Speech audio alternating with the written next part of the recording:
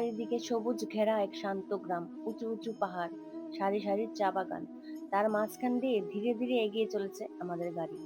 আজ আমরা সবাই একসাথে সপরিবারে বেরিয়েছি চৈত্র মাসের পবিত্র বাসন্তী পূজা আর বারুণী স্নানের উদ্দেশ্যে।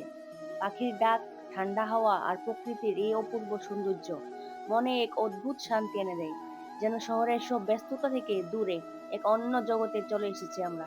আজকের দিনটা শুধু ঘুরতে যাওয়ার নয়, আজকের দিনটি ভক্তির, আজকের দিনটি বিশ্বাসের আর পরিবারের সাথে কাটানো এক বিশেষ মুহূর্তের। চলুন আপনাদেরও নিয়ে চলি আমাদের এই সুন্দর যাত্রায়, যেখানে আছে প্রকৃতি, পূজা, স্নান আর অনেক আনন্দ। বন্ধুরা, আমরা সবাই মিলে নদীতে নামার প্রস্তুতি নিলাম। এই দিনে নদীতে স্নান করলে বলা হয় জীবনের পাপ ধুয়ে যায়। জীবনের পাপ অনেকটাই ধুয়ে যায়, দেহ ও মন পবিত্র হয় এবং ভগবানের আশীর্বাদও পাওয়া যায়। বিশেষ করে এই বারুণী স্নান করলে পূর্বজন্মের অনেক দোষ নাকি কমে যায়, এমনটাই বিশ্বাস। সেটা আমি শুনেছি। স্নান করার পর আমরা নদীর পাড়ে পূজা দেব ভেবেছিলাম। ফুল, ধূপ, প্রদীপ দিয়ে ভগবানকে প্রণামও করলাম। অনেকে এই দিনটাকে অষ্টমী পূজার দিন হিসাবেও মানেন। আজকে ছিল বাসন্তী পূজার অষ্টমীর দিন, তার সাথে বারুণী স্নানের মাহাত্ম্য। এই দিনে পুজো করলে সংসারে আসে শান্তি, দারিদ্র্য দূর হয়, জীবনে শুভ শক্তির প্রবেশ হয়। ঘাটে পৌঁছে দেখলাম চারিদিকে শুধু মানুষের ভিড়। সবাই এসেছে একটাই উদ্দেশ্য, পবিত্র স্নান করার জন্য। মন্ত্র, ধূপের গন্ধ, ঘন্টার শব্দ, পুরো পরিবেশটি ছিল একদম আধ্যাত্মিক। বন্ধুরা, জানো তো, সকালে খুব ভোরে উঠে আমরা বাড়ির কাজকর্ম সেরে সবাই রেডি হয়ে বেরিয়ে পড়েছিলাম। আজকের দিনটা খুবই পবিত্র, বারুণী স্নানের দিন। মনটা একটা আলাদা শান্তি আর ভক্তিতে ভরে গিয়েছিল। বন্ধুরা, আজকের এই ভিডিওটা কিন্তু খুবই স্পেশাল, কারণ আজ আমরা গিয়েছিলাম বারুণী স্নান করতে নদীর ঘাটে। সবাই মিলে স্নান করেছি, পূজা দিয়েছি, প্রসাদ নিয়েছি আর ঘুরেছি মেলায়। কিন্তু জানেন কি, এই বারুণী স্নানের পেছনে আছে গভীর ধর্মীয় মাহাত্ম্য।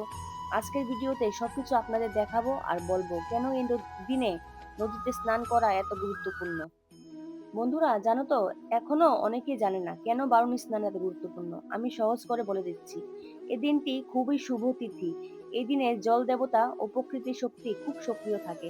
তাই নদীতে স্নান করলে শরীর ও মনের নেতিবাচক শক্তি দূর হয়। ধর্মীয় মতে বলা হয়, এই দিনে স্নান করলে গঙ্গা স্নানের সমান পুণ্য পাওয়া যায়। বিশেষ করে যারা সমস্যায় আছেন, জীবনে বাধা আসছে, মানসিক চাপ বেশি, তাদের জন্য এই স্নান খুবই উপকারী। তারপর শুরু হলো মেলার মজা। চারিদিকে দোকান, খেলনা, খাবার, একদম উৎসবের মতো পরিবেশ। আমরা সবাই মিলে ঘুরলাম, খাওয়া দাওয়া করলাম, অনেক মজা করলাম। তার সঙ্গে এগিয়ে চললাম মন্দিরের উদ্দেশ্যে। স্নান সেরে ডাইরেক্ট চলে গেলাম নদীর পাড়ে পুজো দেওয়ার জন্য। মানে উপরে যে মন্দির আছে সেখানে পুজো দেওয়ার জন্য। সেখানে হচ্ছে বাসন্তী পুজো। ফুল, ধূপ, প্রদীপ নিয়ে ভগবানকে প্রণাম করলাম। অনেকে এই দিনটাকে অষ্টমী পূজার দিন হিসাবে মানেন।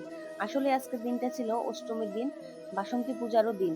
তার সঙ্গে এগিয়ে চললাম মেলা অতিক্রম করে মন্দিরের উদ্দেশ্যে।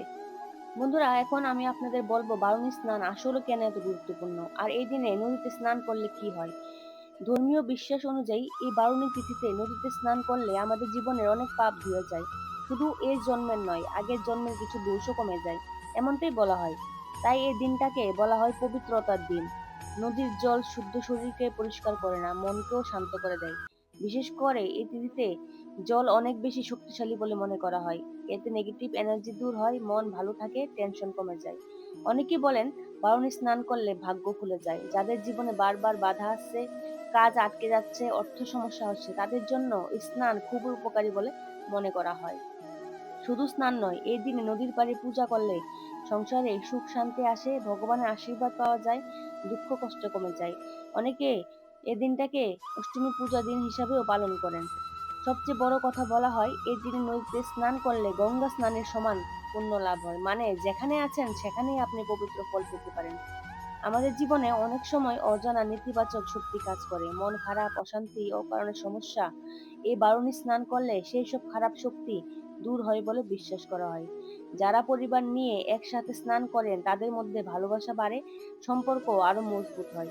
এই দিনটা আসলে শুধু ধর্মীয় দিক নয়, পারিবারিক আনন্দেরও দিন। এই স্নান বিশেষভাবে উপকারী যাদের জীবনে সমস্যা চলছে, যারা মানসিকভাবে দুর্বল, যাদের কাজে বাধা আসছে, যারা শান্তি খুঁজছেন। তাদের জন্য এই দিনটি খুবই গুরুত্বপূর্ণ। তাই বন্ধুরা, বারুণী স্নান শুধু একটি সাধারণ স্নান নয়, এটা বিশ্বাস, ভক্তি আর পবিত্রতার এক বিশেষ মুহূর্ত। একবার মন থেকে করলে আপনি নিজেই এর অনুভূতি বুঝতে পারবেন। বন্ধুরা, এখন অনেকেই একটা প্রশ্ন করবেন, এই অষ্টমী স্নান বা বারুণী স্নান আসলে কেন করা হয়? এর শুরু কোথা থেকে? ধর্মীয় কাহিনী অনুযায়ী এই স্নানের সম্পর্ক আছে জলদেবতা বরুণ দেবের সঙ্গে। প্রাচীন শাস্ত্রে বলা হয়, চৈত্র মাসের কৃষ্ণ পক্ষের অষ্টমী তিথিতে জলদেবতা বরুণ বিশেষভাবে সক্রিয় থাকেন। এই সময় নদী, পুকুর বা যে কোনো প্রাকৃতিক জলে দেবতাদের আশীর্বাদ বিরাজ করে। তাই সেই সময় স্নান করলে মানুষ পবিত্রতা ও পুণ্য লাভ করে। এই স্নান করার পেছনে কয়েকটি বিশেষ কারণ রয়েছে। বিশ্বাস করা হয় এই দিনে স্নান করলে জীবনের পাপ ধুয়ে যায়, এমনকি পূর্বজন্মের কিছু দোষও কমে যায়। এই সময় প্রকৃতির শক্তি অনেক বেশি সক্রিয় থাকে। তাই জলে স্নান করলে নেগেটিভ এনার্জি দূর হয়, মন শান্ত হয়, অশান্তি কমে যায়। চৈত্র মাস মানেই বাসন্তী পূজা, মা দুর্গার আরাধনা। এই অষ্টমী তিথিতে স্নান করে শুদ্ধ হয়ে পূজা করলে মায়ের বিশেষ আশীর্বাদ পাওয়া যায়। এই দিনে স্নান পূজা করলে ঘরে সুখ শান্তি আসে, দারিদ্র্য কমে, বাধা দূর হয়। এই স্নানের পর জীবনে ভালো পরিবর্তন দেখা যায়, তা অনেকেই বলেন। সবচেয়ে বড় বিশ্বাস, এই অষ্টমীর দিনে নদীতে স্নান করলে গঙ্গা স্নানের সমান পুণ্য পাওয়া যায়। পুরাণ মতে দেবতারা নিজেরাই এই তিথিতে স্নান করতেন এবং মানুষের জন্য এই নিয়ম চালু করেন। বিশেষ করে বরুণ দেব ও অন্যান্য দেবতাদের কৃপায় এই স্নানকে পবিত্র বলে মনে করা হয়। তারপর থেকে ঋষিমুনি ও সাধারণ মানুষ এই প্রথা পালন করতে শুরু করেন। তাই বন্ধুরা, অষ্টমী স্নান শুধু একটা রীতি নয়, এটা বিশ্বাস, ভক্তি আর পবিত্রতার প্রতীক। আজকের এই দিনে একবার মন থেকে স্নান করলে আপনি নিজেই বুঝতে পারবেন এর আসল অনুভূতি। বন্ধুরা, এবার স্নান পূজা আমরা সব সেরে চললাম মন্দিরের যে মূল মেলা বসেছে সেটার উদ্দেশ্যে। মেলাতে গিয়ে অনেক জিনিসপত্র দেখলাম। আসন, এখানে দেখতে পাচ্ছ যে কত সুন্দর সুন্দর আসন বিক্রি হচ্ছে ভগবানের জন্য, গোপাল ভগবানের জন্য। তো আমরা সবাই মিলে চললাম মেলার উদ্দেশ্যে, মেলা থেকে কিছু কেনাকাটা করবো বলে। তো এসে দেখি গোপাল ভগবানের কত কিছু, কানের দুল, গলার সেট, হাতের অনেক কিছুই পাওয়া যাচ্ছে। তো আমার গোপু সোনার জন্য কি কি ভাবছি কি কি নিয়ে যাব। তো ওনার জন্য কিছুই নিলাম না, এক্সট্রা কিছু জাস্ট কিছু খেলনা নিয়ে চলে আসলাম। আর এখানে অনেক সুন্দর সুন্দর জিনিস পাওয়া যাচ্ছে মেলাতে। আর এটা যেহেতু গ্রাম্য পরিবেশে মেলাটা হচ্ছে, তার জন্য অনেকটাই ভিড় ছিল। এখানে কিছু পরিমাণ সেলও লাগিয়েছে, দেখতে পাচ্ছ মেলাতে প্রচন্ড পরিমাণে ভিড় ছিল। আর সকাল সকাল একটু ভিড়টা বেশি হয় যেহেতু স্নান ছিল আজকে। আর কেনাকাটা করার মতো অনেক কিছু ছিল, কিন্তু কিছু কি কিনবো কিছু ভেবে উঠতেই পারছিলাম না। তো এখানে বাইরে দেখতে পাচ্ছ কত সুন্দর সুন্দর ফটো ফ্রেম টাঙ্গিয়ে রেখেছে। ফটো ফ্রেমগুলি না সবগুলি ডিজিটাল, আর দেখতে খুবই ভালো লাগছিল। কি কিনবো কি কিনবো না সেটা নিয়ে হিমশিম খাচ্ছিলাম। এখানে শিবলিঙ্গগুলিও ছিল, শিবলিঙ্গগুলিও অনেকটাই সুন্দর ছিল, অনেকটাই ভালো ছিল, কিন্তু পাথরের কোনোটাই ছিল না, সবগুলি সিমেন্টে তৈরি ছিল। আর সবচেয়ে ভালো লেগেছে যে ফটোর দোকানটা, আমার কাছে ফটোর দোকানে অনেক কিছু নিত্য নতুন ধরনের ফটো পাওয়া যাচ্ছিল। ময়ূরের পাখি ছিল। আর দেখতেই পাচ্ছ কত সুন্দর করে মেলাটা গুছানো হয়েছে।